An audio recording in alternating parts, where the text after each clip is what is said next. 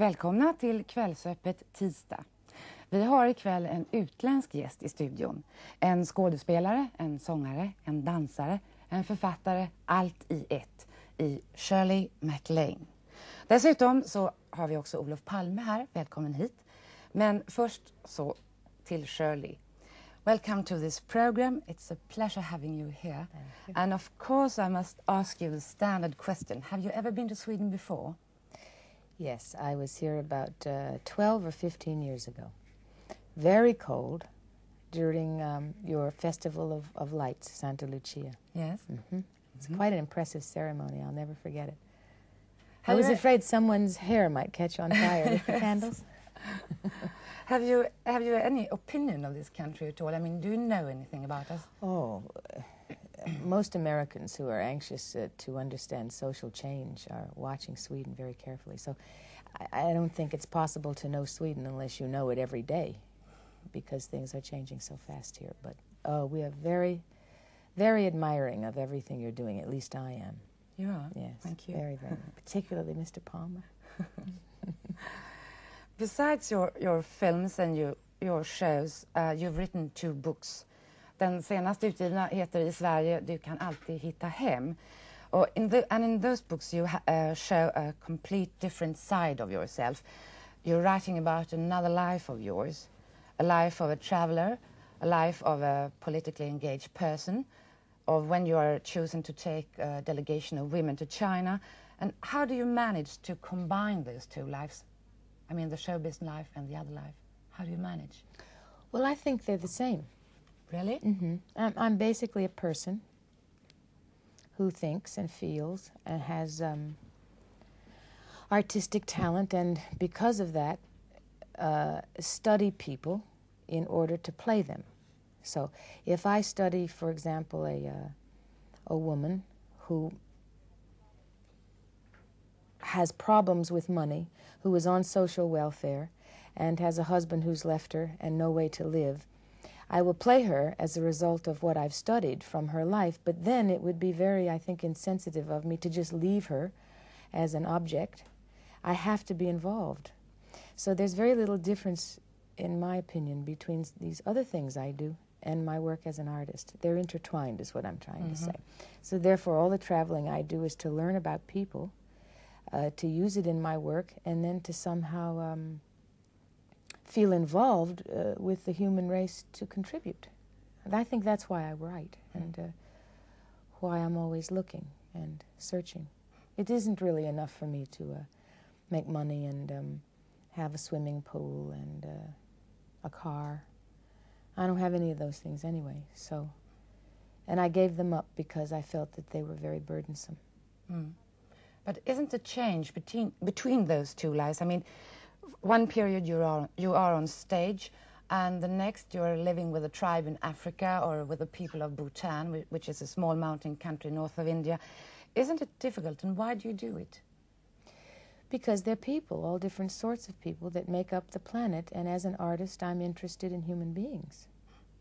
That's what I mean. There's no real difference between being an artist who has to emulate human life and studying it. It's the same thing to me. I put those pieces and those connections together quite some time ago, and there's never been a separation in my mind. Anyway, I see where it would be a confusing image to most people who observe an actor or an actress or a performer like I am from these different points of view and think, well, what is she? Is she a performer only, or is she a social anthropologist, or is she a writer, or is she a political actor? I can see where they would be confused. But I'm not, and as long as I keep on doing what I'm interested in, I think all those pieces will soon come together. Yeah, but still, I mean, you are, as an artist, you're a real professional. To be that requires a tremendous amount of training, effort, iron will, as you write about in your book. And how do you have the strength to show concern for so much outside the artistic field? That's even if they're intertwined. But professional life as an artist must be so tough. So I wonder how you have... Yes, it is. But I would describe the toughness as discipline. And one of the prime requisites of making life more human is to be more disciplined about the requirements. I learn that the older I get, that as an artist it's too simplistic to say I should just be vulnerable and therefore open to all kinds of experiences without really caring about, wait a moment, now if I'm professional in my work, I have to be professional about change too.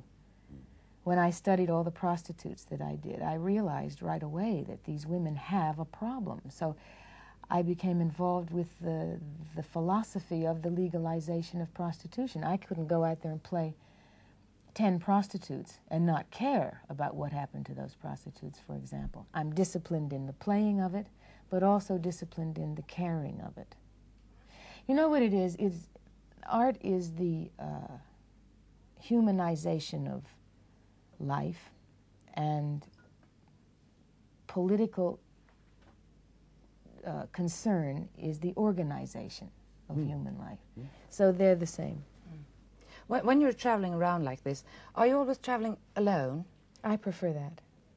To me, after reading your books, you seem to be a very independent woman. Are you really?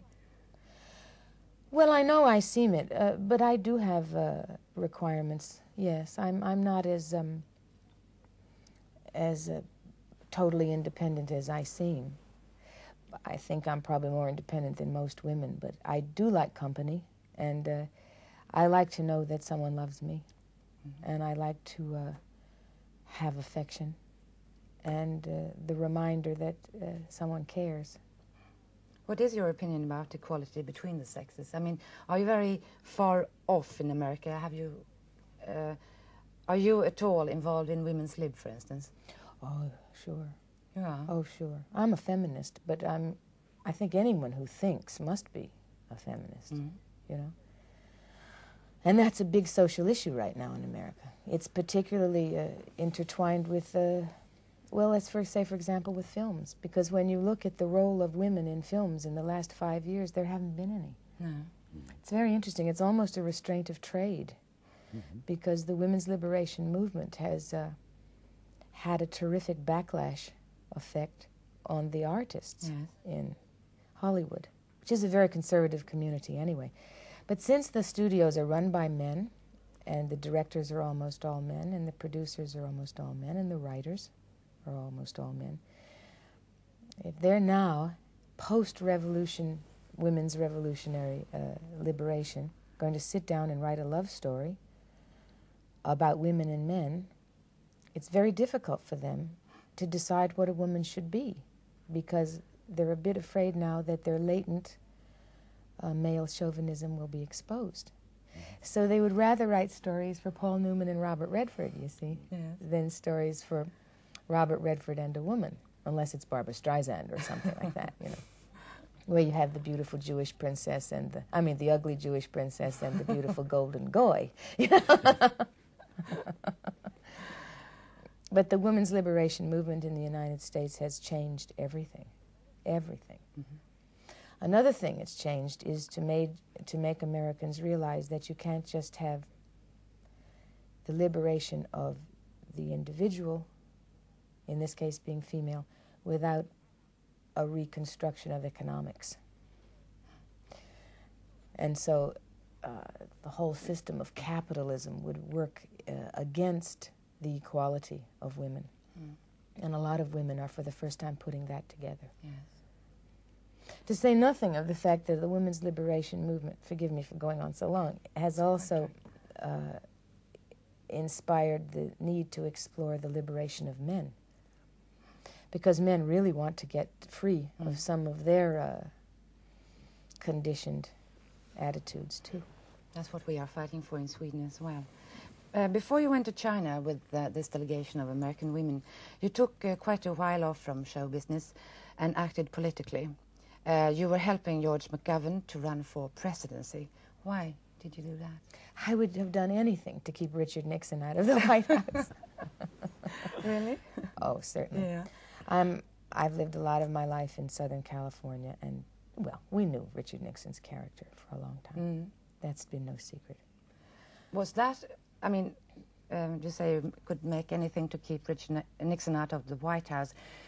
Was that did that make it possible for you to agree with McGavin, because you had quite a different opinion than him about abortion? And yes. That's hard for me to take. I mean, it must be. I know. It was hard for me too. Yeah. I had to put my own personal feelings on the back burner. It was so important for you to get rid of. Absolutely. Nixon. Tell you why. Because if Nixon, as a result of the question of abortion being on the Democratic platform, with a man as crazy as Nixon was over this issue, he would have inflamed the environment to such an extent that it would have hurt the abortion issue. It would have hurt the role of women. He would have taken advantage of the some of the more really conservative and obsolete attitudes and fearful, destructive attitudes that a great many Americans still hold. What we were trying to do was cool off the issue so that it wouldn't be involved in the political forum of electing a president. In other words, what I was doing at the convention, being in charge of that particular problem for McGovern, was to keep it off of the Democratic platform, knowing what Richard Nixon would do to it. I still would do the same thing if I knew that Nixon was the opposition. Mm-hmm. I didn't like having to do it, but it's part of the expedient compromise you have to make sometimes. Mm. After campaigning for McGovern, you went to China, as we talked about a bit earlier, with this delegation of women. How many women were there? 8 on the regular delegation and 4 as the camera crew, 12 in all. Mm-hmm. What kind of women? Cross-sections, different political persuasions, cultural, religious, socio-economic persuasions. I tried to be as fair as I could in the representation of the women. We had a black, an Indian, a Puerto Rican, feminists, a Republican, Democrat, a very conservative George Wallace Democrat, and a child, a 12-year-old girl. How long did you stay there? I stayed over 5 weeks. The women stayed 3 weeks. Mm-hmm. What is your opinion about China? How did you find it there? Oh, that's... I know it's difficult to tell in a short time, but what impressed you most? Well, probably that the Chinese experiment makes one believe anything is possible. Also that there is no such thing as human nature. That human nature is pliable, that it's not absolute, that human nature can be conditioned to be anything. That's enough. Yes, sure is. You say in the book, You Can Get There From Here, that after China you felt, and I quote, "I was not a soldier or a philosopher or a politician. I could cure no disease, solve no economic problems, or lead any revolutions. But I could dance, I could sing, I could make people laugh, I could make people cry." Is that still important to you? Yes. It sounds like the requirements for a political office. Is the better actor you are, the better you'll get elected. Yes. Could we talk to Mr. Palme? I'm dying to talk to him. I was just planning to tell you that he's all yours, please. Oh, what would you like to talk about? Well, you decide. You start off. I have a couple of questions. I know that, yes. Please ask them. First of all, let me tell you how much I admire you and how much most Americans who are involved with the possibility of social change and real individual caring are admirers of yours. I think I speak for almost everyone I know who would be thrilled to death to meet you, and I feel the same way. Let me ask you one hard question, though, that disturbed quite a few of us last year, and that was the treatment of Ingmar Bergman and Astrid Lindgren. Ingrid, yes. Lindgren. With the taxes. We didn't quite understand the lack of sensitivity. Yeah. Well, one was, Miss Lindgren, was there was a fault in the tax legislation that was corrected. So, I mean, that was no big affair. And actually, that didn't hit her. The question of Ingmar Bergman is much more difficult because this was, I know him and I admire him in many respects, and I can emotionally understand his reaction.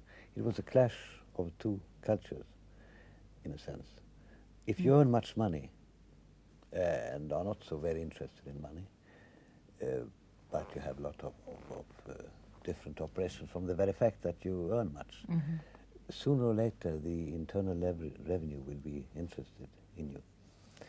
They deal normally with a completely different kind of people who are consistently trying to evade tax. When they didn't know what an artist was quite. When these two worlds met, this is my very personal view, the clash was in a sense inevitable. Did they take him off the stage bodily, or did they arrest him publicly and humiliate him, as we read? No, he was, I think, I haven't attacked them, because that an independent board must do. Perhaps insensitive, but really it was, I think, a question of they couldn't find him, so they went to the theatre and tried to do it cautiously, but it was yelled out over the loudspeaker of the theatre. But they wanted him for questioning. That's quite right. And I mean, still our legal system works. So I mean, he was acquitted from all criminal offense. Whether he's paid his taxes or not, that's still being investigated. I have no view. And there were criticism directed by independent boards. But still, I mean, there's an old tradition in Sweden, which was very difficult times. You cannot interfere in questions like this as a politician. It has to go by the due process of law. And if faults are made, they have to be corrected by the judiciary. And if the laws are incorrect, you can change them. But you can't interfere in individual cases. I couldn't, in that position, lift the receiver and say, do it this and that way. Because that would create an even greater sense of insecurity, really, among the population, if they think that randomly you can act in individual cases. Yes. No, I understand that, and I didn't mean to personally blame you for it, but what it did to the image of the bureaucrat insensitivity involved with democratic socialism was quite severe, unfortunately. Sure, but it was used naturally in a completely abnormal way by conservative forces all around the world, who really, in their countries, have their internal revenue system also, with their tax man coming as well. And this was simply the question of whether he had companies abroad and companies at home, had done it in the correct way. And they thought that this was a criminal case, and therefore they acted this way. They were wrong. There was no way they could have followed up previous to the arrest of Bergman to be more accurate in their accusations before that. Probably there's been severe criticism of it. It should have been done another way, yes. And they work independently from the executive. That's very important. Yes. They should follow the law and not directives in individual cases by politicians. But in many ways they didn't follow the law by following through on the investigation beforehand. No, they were criticized afterwards, and the prosecutor was changed and so on. Yes. It was a harsh moment and very difficult for many of us to defend. I understand his, knowing him, I understand how he reacted emotionally. He probably didn't know anything about his financial affairs not, or how much money he had in that bank in Switzerland or who was handling it any more than any of us do. We are basically there to be loved and to be admired and to make people react emotionally. Don't you think? Yes. And this was, I mean, but what was wrong was it was used to try to depict a system, which it was not. It was a case of a bad handling in some respects. But still, I mean, most people say that even an artist will have to pay his taxes sooner or later. Because Yes, I don't think it was the no, issue of the taxes, but more of the technique. Hmm. How do you feel about having lost? Well, you see, we feel double. In a sense, it is a relief after many years of administrative work. In other sense, you feel very bad. Because if you lose, there are a great amount of rational explanations, circumstances and so on. But emotionally, you always feel that you are to blame, in a sense. And that is not a great... personally, it doesn't matter, because my life is in many ways much easier now. But it's you have a feeling of having a little bit betrayed people who had put trust in us and not being able to do a lot of things that you very badly wanted to do. Even though a lot of them voted against you?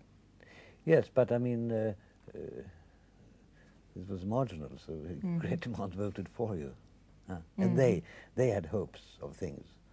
And perhaps by handling it a little bit differently, you could have won. And that's a sense of personal responsibility that you cannot never escape. I get the sense now, just being here this one day, but reading also, ever since the election, that things are not going very well. No. But also that perhaps, do you feel that it's good to sometimes shake up the bureaucracy and to sort of start afresh and begin again? Yes, well, we have to take life as it comes. And naturally, after many years of governing, when you lose, you must take the opportunity to go back to your sources, to establish yourself as a free, popular movement, and to start a great internal debate on the long-range aims and how to work to create also a sense of social community in the movement and so on. So perhaps so there are I mean, we didn't choose to lose, but as we lost, we have to make the best of it, and there are a lot of good things about it too, I feel. Yes. How could the Swedish people have bought the campaign promise of Mr. Fälldin that he would not use the atomic energy power plants when they were practically finished construction and millions of krona had gone into it? How could they buy that campaign promise? Yeah, I bought it. I thought so. I mean, I thought they really intended to do it. Intended to stop it all and not use it, these new plants being built. How could anybody buy that? Yeah, well, I now recognize I was stupid. I see. I was against it. I mean, I had another point of view. Yeah. And I fought for my point of view, but I would have fought quite differently Yes. if I hadn't believed that they really meant to do what they... Oh, I see what you mean. Yeah. But how could the Swedish people, who are not quite as sophisticated in the understanding of it, have why are they so angry now when they know that he had no recourse? He spent all the money. It was practically done. No, we spend 20 million a day on reconstructing them. No, well, you see, it was created in an atmosphere of the country that of fear and danger, and this has to be stopped. And they were going out so hard, so that I thought they had crossed the point of no return, but they hadn't. They turned back. How does he explain that to the people now that they voted for him basically on that issue? Is that correct? Yeah, well, he says that he didn't reach all the way, but that he will make something different anyway. What's that mean? Yeah, well, he says that he has, he didn't keep his promises, but that nevertheless he will have a different energy policy with more emphasis on security. Oh, I see. That's what he says. Nevertheless, the program is going ahead. Oh, yeah. How do you feel about the possibility of an accident? Is that one of the things the Swedish people are very interested in, frightened about? Yeah. And waste? Yeah, I've spent years on this personally, and I mean that in a democracy you have to face the hard, difficult issues and then go out honestly and say what you think. And as a country with no coal, no gas, no oil, built out his water resources. We needed this for a transitional period. The option would have been oil. I think from an ecological point of view, oil is more dangerous for the climate, for that it destroys our forests and our lakes from the cancer effects of the emissions. So I can't say that nuclear power is 100% secure. I couldn't. Mm-hmm. But I think it's more secure than the fossil fuels, at least for a transitional period. Mm-hmm. But I mean, in the international debate, because of the strength of the oil companies and other reasons, the real ecological dangers of fossil fuels are very seldom discussed. Yes, exactly. Well, they probably would rather focus on the problem of nuclear power so they can avoid the issue. Yeah. What did you think, as a socialist, what did you think of President Carter's energy speech? Yeah, I think, I mean, by and large, he said the same thing that we said here, that saving in the long run of extinguishable resources is the basis of any energy policy. That you have to get out of the dependence of oil, because oil we need for building up the poor regions of the world, who need it for their chemical industry, for their agriculture, and we shouldn't burn all of it in our houses or in our automobiles. But naturally, as a socialist, looking at the American scene, it's always the fact that the question of ownership of the means of production and the planning of energy policy is not in the foreground, because you have American capitalism outside of the military field. If it could be made a military issue, this government is allowed to do anything. But outside the military field, the old traditions of being against the state are so strong that there you have difficulties to act. I had the impression that he totally put the onus of responsibility on the consumer. We had to be more careful, certainly, in our sense of waste, because as Americans we've indulged ourselves all our lives too long. But still, there was no onus of responsibility on the means of production, on the oil companies, the gas companies. I suppose it's too much to ask after 3 months to go after the gas and oil companies, but he could have begun, because that's clearly what is wrong, along with the American sense of indulgence. But it's funny, his popularity went up after the energy speech, and he had preconditioned us to believe it would go down 15%. But it went up because he was perceived as a conservative. Oh, really? Mm-hmm. And the analysis that was done by the different Gallup polls and Harris polls and so forth, he appealed to the conservative sense in every American's nature. The liberals and the more left-leaning appreciated him because he told us what we were doing wrong. The conservatives appreciated him because he didn't go after the gas and oil, but went after the consumer. So he's quite adept at orchestrating the feelings of the Americans, more so than we are adept probably at analyzing him, because I imagine you people are as confused about who he really is as we are.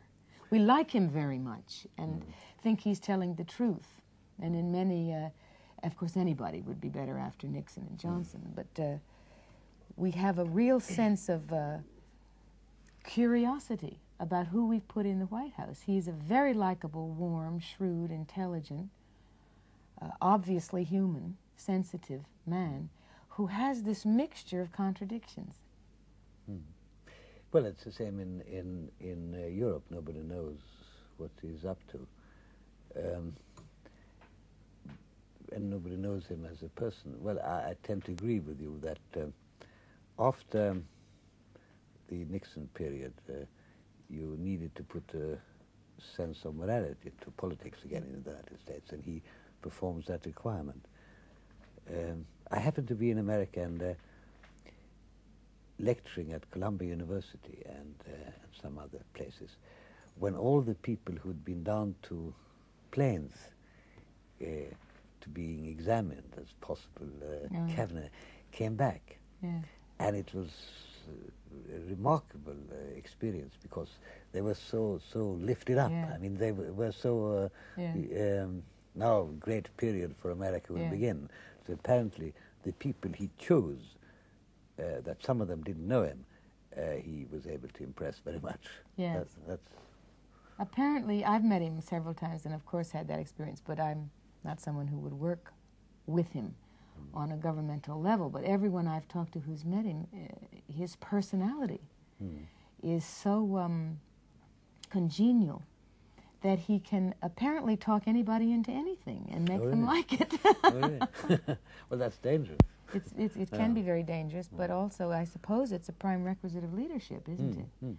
And very likely he's convinced the American people because he can manipulate the television.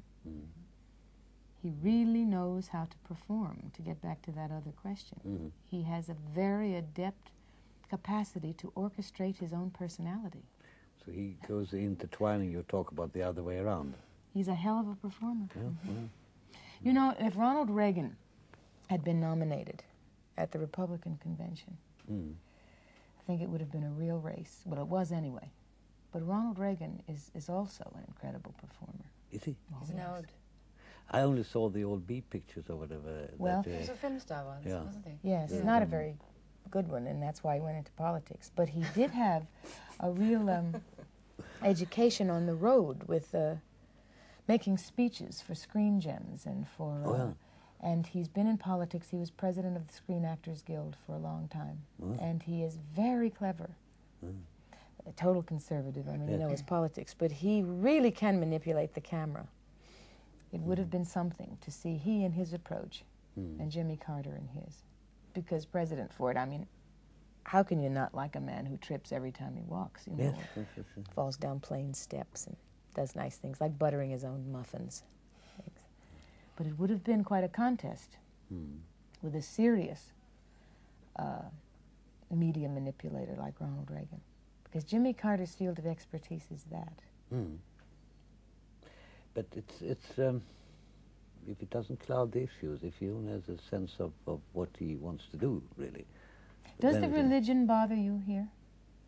No, we're used to that from American politicians, because they all have these religious references, even Richard Nixon, always. But you always knew he was lying, so it was nothing to worry about. But I mean, but the interesting thing is that probably Carter's really serious about it. Yes. He really was born again in a field. Yes. Doesn't that worry you? Yes. Makes you wonder what went on in that field. Makes you hope God tells him the right thing. But what's happening, I mean, we met in New York once when the Vietnam movement was strong. And that was a great, important for a large section of American people. What happened to that? Is that... We've adopted a policy of national amnesia. Yeah, it's but just that skeleton remains in the cupboard. Of course it does. It will pop out. Of course it will. It's rattling around all the time. But Americans find it very difficult to admit when they lose. Yes. You know, that winning psychology, that horrible kind of capacity we have to always be number one, which unfortunately Richard Nixon and Johnson exploited to its fullest extent. Yes. And it was very bad for us psychologically, very bad as a national characteristic to keep emphasizing it. And so when you lose so humiliatedly, as we did in Vietnam, it's best to, they claim, to forget it. You are a pariah in America now if you're a Vietnam veteran, because you remind the people. People say, yeah, that's terrible, because the veterans playing such a large part, veterans from the First World War, veterans from the Second World War, and now these poor people, veterans from Korea even, now these poor people. That's why suddenly all these movements become very important, the consciousness of women and men in analyzing what we're all talking about in terms of human liberation. also what President Carter is talking about in terms of human rights, is involved with the analysis of the Vietnam period, because it's impossible to separate the American sense of competition from what we did in Vietnam. Because you then have to embrace the necessity to lie, the necessity to obfuscate the truth, the necessity to manipulate people's worst instincts. And that's what a film like Hearts and Minds did. And where people like the artists become extremely important in a society to reflect the truth of what some of these occurrences mean. Still, to this day, there is now only the second film being done about Vietnam, and that's Francis Ford Coppola's project. Before that, John Wayne did one about the Green Beret. But to have a war that had been going on for 10 years, never depicted in any way at all, something wrong there. The fact that the CIA has never had a picture done about it. The McCarthy period, 20 years later, is beginning to be analyzed. You see the correlation between art and politics. You cannot separate these things. And why? I mean, after the Second World War, it took 3 years, and The Naked and the Dead came out. That showed sort of the reality of the war. And now nothing has come. No, and I think that we're going to suffer, as long as we keep this skeleton in the closet, we're going to suffer from a sense of irreality, and history will repeat itself again until we're courageous enough to examine what indeed we allowed to happen. As that will come. It has to come, because you can't go on like this for 10 years without it popping up again within a given period of time. I hope so. I don't know, though. I don't have a lot of confidence that will occur. I think it's being suppressed further and further into the background. And Gloria Emerson's new book that she's just gone around the country to promote is all about the consequences of the war. And people find her antagonistic, boring, a pain. They don't want to listen to her. And she's one of the finest reporters to ever cover that area and that period of American involvement. And she's having a very hard time. No one wants to know. And I think it's dangerous. I really do. Now, what effect Coppola's movie will have, we'll see. You know, if it is a commercial success, then the capacity, the need, the requirements for the American people to look at the truth are there. Yes. I have a feeling that the leadership in America hasn't read the American public correctly. I think we're probably people who need to know more of the truth than we give evidence that we'd like to know. But we're such a kaleidoscopic, mercurial people who are extremely immature, unfortunately, and don't have a hell of a lot of moral courage when it comes to facing ourselves. It's always difficult to face yourself. But it has to be, because otherwise it will repeat itself in some way or other. I'm afraid. I was interested in, I was over in the United States only a couple of weeks ago and met briefly Andrew Young. He's a new aspect of American politics. I think the Southern Africa will be the most focal and dangerous point of international politics during the next 5 years. And I'm very pessimistic. Not that the system will not fall down, but the terrible human suffering and pain that we have to go through before it's over, and that there'll be a terrible aftermath. And naturally, I mean, with people, I don't think that America should get involved, because I'm scared that the superpowers will get involved and bring this to world war. But it's the old picture of people calling in multinational companies and who acquire a great economic interest and who are so strong politically that they call upon their respective governments and to come in and protect them. Yes. They are indeed the permanent government. Yes. That it doesn't matter what democratic nations do. No. They are always in power. Yes. And that might be the beginning of or worse than a race war and a superpower conflagration in Southern Africa. No, I agree. As you know, one of the problems the American blacks are having, and I'm sure that Andrew Young is having with the problem in Africa, is to admit that black people are slaughtering black people. Yes. It's a very difficult racial issue to admit when you're black. And perhaps it's expecting them to accelerate maturity faster and more swiftly than they're capable of doing when they've just gotten their civil rights in supposedly the most prosperous nation on earth. They won't touch it with a 10-foot pole. They won't touch the condemnation of some of these African dictators. They don't want to discuss it.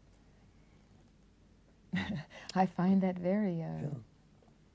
Again, I mean, in a continent that has known...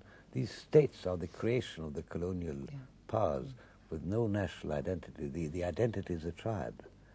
And if you try to force a state on them, a state structure, the dangers of dictatorships are naturally very, very great, especially of military dictatorships. Yes. Well, I think the United States has always preferred a dictatorship in a foreign country than a democracy because it can control it. I mean, I was so close, I watched it from very close when Milton Obote was the Prime Minister of Uganda, was a Christian socialist. He wanted to nationalize the banks. And so when he was away in Singapore, suddenly Amin took over, and he was greeted over the whole Western world as now a friend of the West has come to power in Uganda instead of this terrible socialist who wanted to nationalize the banks. Exactly. I couldn't understand why the Undersecretary of State who made the speech condemning America's activity in Chile at the Congress here in Europe was so pounced on by the White House. Why didn't they just let him say what had gone on in Chile? Get it over with. It would have been one day's news. But they are very protectionistic of the sense of priority and protocol to obfuscate the truth. I'm afraid we're going to get into this problem until someone really has the courage to admit, and since we are a superpower, we're going to have to admit more mistakes than we're admitting. Yeah, but that diplomatic protocol is well, it's necessary, but it's a wall against plain speaking. And Andrew Young has been doing some plain speaking, and we'll observing how long is his rope. I mean, how long can he continue? I think probably quite long, because he is, if anyone is, responsible for President Carter being in the White House. And Carter never forgets that, thank goodness. But no, what I'm more interested in is how much courage Andrew Young will have as a black man to face squarely what's going on in Africa with the blacks. Because that's going to be difficult with he and his people. There seems to be an international feeling of racial protection on that issue. Yes. It's difficult to defend. The explanation is simply that all minds are concentrated on now Zimbabwe, Namibia, and southern Africa against the whole system of apartheid. This has been used then by South Africa. The dictators are used to show how bad blacks are. Yes. And then they feel inhibited then to sing the same song as Forster in condemning. That's right. Huh? That's right. It's the same tune, so they won't apply it. And then they have this fact that Amin, for instance, keeps literally hostages. I mean, he keeps as long as American citizens are in Uganda. Apparently, they feel inhibited from saying anything about Uganda. Yes. Well, you think it's that, or Partly. it might be some human tendency to not want to rock the boat. Look at all the people who wouldn't condemn Hitler until years passed. That feeling of it can't really be happening. No, it's probably, it's part of that too. Excuse me for interrupting. I'm sorry to tell you our time is out. I know I have one huge question. Okay. Could I ask it? Yes, of course. And I have to phrase this. I can't think of anyone else in the world to ask this to. But since I got back from China, and I've spent a lot of time in India, and certainly in the United States, so I'm very interested in democracy working. And I realized that capitalism is not compatible with democracy. I realized that as far as an economic system is concerned, socialism is compatible with democracy. Therefore, a democratic socialism is the answer, in my opinion. Now, when you have an essentially unenlightened public who has the freedom to vote against its own will, against its own best interests, how do you square that with the lack of time on the planet? Yeah. Well, this is first I will answer as a Swede. Yes. Because this is our central issue. I mean, we opted for, I'm a die-hard reformist and a democratic socialist. Yes. But I see socialism coming about as a gradual educational process almost, yes. where the people gradually take more and more of the responsibility that so far has been given to the few capital owners. Yes. And we have been able to afford this gradual process, and we will continue it. In some of the third world countries, they can't afford, don't have the time. But does anyone have the time? Yes, because or are you they need sufficiently daring political leadership. You can go back, we can lose once in a while, but if you just continue, you have to have the people with you. And if you don't have the people with you and do it by coercion, it's not, I mean, Heilbronner, who wrote an article that's saying that it's a very good article. Yeah. Dictatorship is necessary, otherwise the planet will burst. I say, no, I'm more optimistic than Heilbronner. I think that by a combination of reason and emotion, which is the basis of socialism, the problems can be solved. But we shouldn't expect every country to be a full-fledged democracy from the beginning. We should expect a lot of hardship, but I remain a democratic optimist, by and large. I think that even in the face of the obvious conflagration that's going on with the big companies who are indeed running this world. Yes. Countries aren't running the world. No. Economic business is running the world. Yes, but there I think that by a combination, if the small countries keep together against the multinationals, if you can rouse the labor unions against the multinationals, and if we can instill a sense of social change But in they America, want to be millionaires too. They would like to be a multinational. How do the labor unions?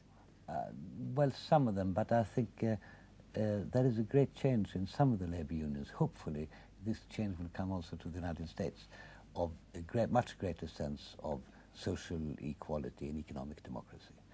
And there are a countervailing force to the multinationals, the one I trust most in a sense, because to get governments to act has been very, very difficult as long as the American government does not act. Yes, the American government is the people. And if the people still hang on to this Horatio Alger myth that they can become Rockefeller if they work hard enough, how will anything get solved? Yes. That's my problem. Yeah, That's why when I look at Carter's energy speech and I say, yes, that's fine, that he's telling us we've indulged ourselves too much in waste. We know that. But he didn't go after the culprit. No, but I think that capitalism is living through its worst crisis for a long time because it hasn't been able to solve the things that is its credo, to give work, to give economic growth, and to give social justice. And therefore, I think capitalism will erode. And what we have to think about very, very strongly and long range, what to put instead of capitalism. Mm-hmm. It will take some time, and there will be some hard battles. Mm-hmm. But it's... Why don't you think socialism has come more quickly to America? Because they didn't organize sufficiently, because you had the open frontiers, where you could... the Horatio Alger myth could live on because there was some unknown frontier where some people made good, because capitalism was possible to take such power over politics. Greed. Yes. Greed, the sense of wanting to possess more and more and more and more, is the American dream. Yes, but that dream, will people discover that it can't be fulfilled? And then they will search for something else, which is community. And you're saying we have time for them to realize that? Oh, I Because hope if America doesn't, I don't think it's going to happen, do you? I hope so. It is, when I went to school in the United States, this was a happy country in Truman times. Mm-hmm. The world was ours for the taking. When I came back 25 years later, it was a deeply divided, shocked, disunited country with a terrible amount of unemployment and so on. But I think that maybe out of this crisis can come a new sense of optimism, that is, that in communion, if you keep together and don't have too many myths, the world may be ours, the people's, for the take. So the real solution is to look at the reality of the activity. I hope there's time. Thank you so much, Shirley MacLaine, for running this show. Would you like to stay? I'm quite sure we can offer you a full-time job. And I would like to end this program with one of your songs. It says, it's not where you start, it's where you finish. Don't do that yet, please. Och inte du heller, Olof Palme. Thank you so much for coming to us, and it's been a pleasure. Good luck with your tour. Tack Olof Palme för att du ville komma hit. Och Kvällsöppet är alltså slut för ikväll. Vi är tillbaka imorgon, och vad vi har för ämne då, det vet vi faktiskt inte nu. God natt.